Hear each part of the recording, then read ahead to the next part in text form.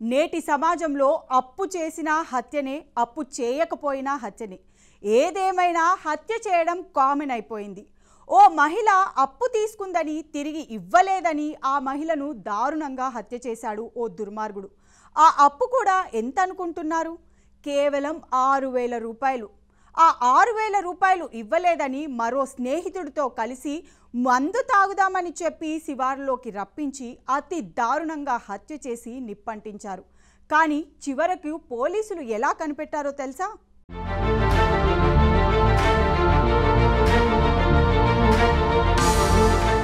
వికారాబాద్ జిల్లా పెద్దేముల్ మండల కేంద్రంలోని శివార్లో ఏప్రిల్ 1వ తేదీన జరిగిన గుర్తు తెలియని మహిళ హత్యను పోలీసులు ఛేదించారు. తాండూరు డీఎస్పీ కార్యాలయంలో ఏర్పాటు చేసిన సమావేశంలో జిల్లా ఎస్పీ నారాయణ రెడ్డి వివరాలను వెల్లడించారు.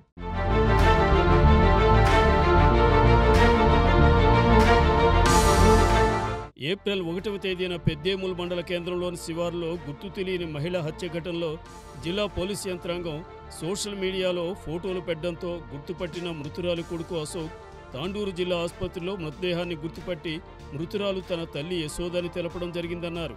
పరిగిలో కూలి పనులు చేసుకునే తన తల్లి యశోద పరిగి మండలానికి చెందిన గోపాల్ అనితలతో వెళ్లేదని, వారిద్దరిపై అనుమానం ఉన్నట్టు మృతురాలి కొడుకు అశోక్ ఇచ్చిన ఫిర్యాదు మేరకు కేసు నమోదు చేసుకున్న పోలీసులు దర్యాప్తు ముమ్మరం చేశారు.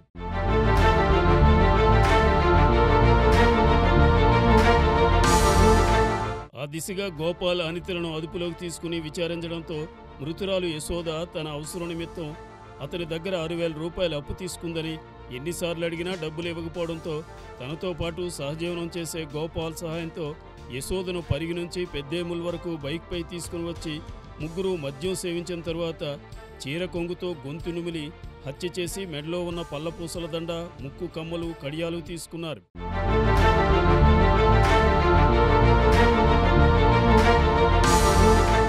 తరువాత వెంట తెచ్చుకున్న పెట్రోల్ యశోద ముఖంపై పోసి నిప్పంటించినట్లు నేరాన్ని ఒప్పుకున్నట్లు జిల్లా ఎస్పీ తెలిపారు. హత్య చేసి హైదరాబాద్ పారిపోయిన నిందితులను అదుపులోకి తీసుకుని రిమాండ్కు తరలించినట్లు ఎస్పీ నారాయణ రెడ్డి వివరించారు.